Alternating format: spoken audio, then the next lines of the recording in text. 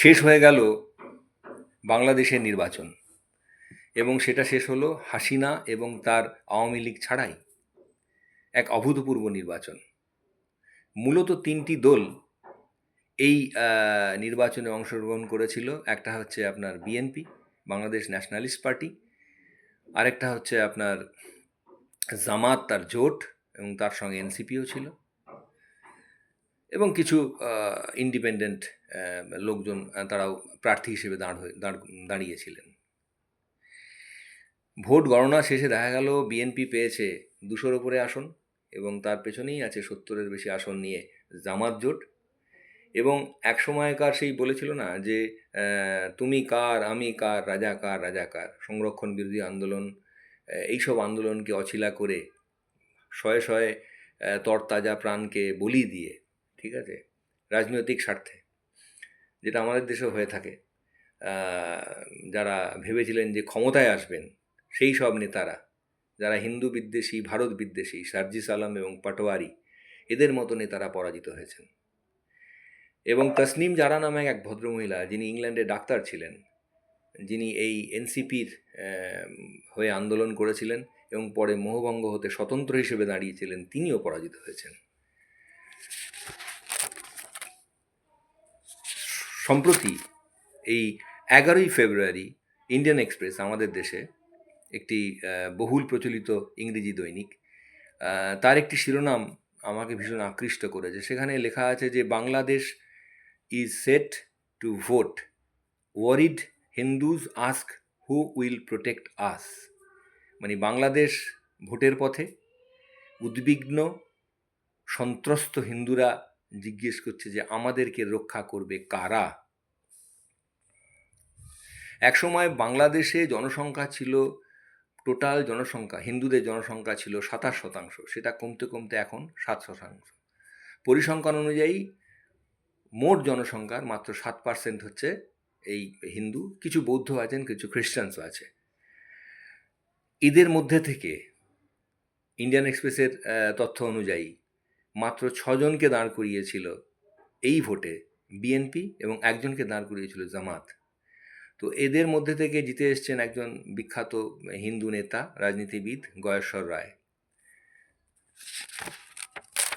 আমরা যদি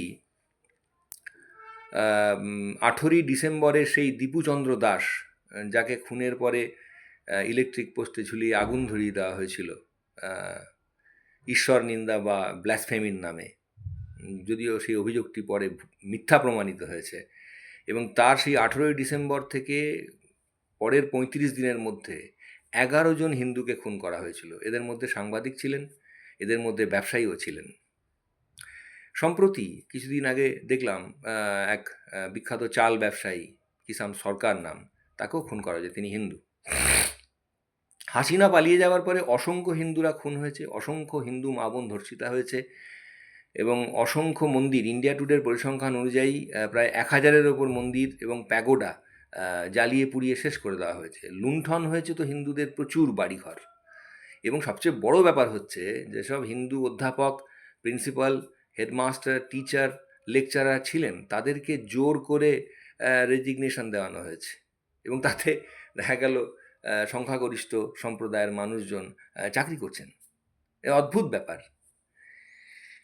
নতুন বিএনপি সরকার আসছে, এবং আমরা আশা করব যে এই সব অত্যাচারের সঙ্গে আরেকটি অত্যাচার, যেটা আমাদের সারা উপমহাদেশ কেন সারা পৃথিবীতে আলোড়ন ফেলেছিল এবং নিন্দা হয়েছিল, সেই চিন্ময় প্রভু, যিনি মিথ্যা দেশদ্রোহিতার মামলায় এখনও জেলবন্দি, তার পার্শ্বদসহ, তার মুক্তির ব্যবস্থা হবে। আমরা নতুন বিএনপি সরকারের কাছে এই উপমহাদেশে যারা মৌলবাদ বিরোধিতা করি, যারা চাই যে সংখ্যালঘু সম্প্রদায়ের নিরাপত্তা সুরক্ষিত হোক, তা এপারে হোক বা ওপারে হোক, তারা চাইব যে সংখ্যালঘুদের নিরাপত্তা বিধান করতে উনি সমর্থ হবেন, এবং একই সঙ্গে যারা খুন হয়েছে, যারা ধর্ষিতা হয়েছে, যাদের চাকরি থেকে জোর করে রেজিগনেশন দেওয়ানো হয়েছে, যাদের দোকান পাশার বাড়িঘর লুট হয়েছে, তাদের এই যে তাদের বিরুদ্ধে সংঘটিত হয়ে যাওয়া অপরাধ, তার বিচার হবে এবং দোষীরা শাস্তি পাবেন। না হলে আস্তে আস্তে এই 7% জনসংখ্যা হিন্দু, বৌদ্ধ এবং খ্রিস্টানদের, এটা কমতে কমতে 0% চলে যাবে। এবং বাংলাদেশ যে 71-এর ভাষা আন্দোলনের মাধ্যমে গড়ে ওঠা একটি দেশ, সেই দেশটি এই আফগানিস্তান, তালিবান শাসিত বা সিরিয়া এদের মতো হয়ে যাবে।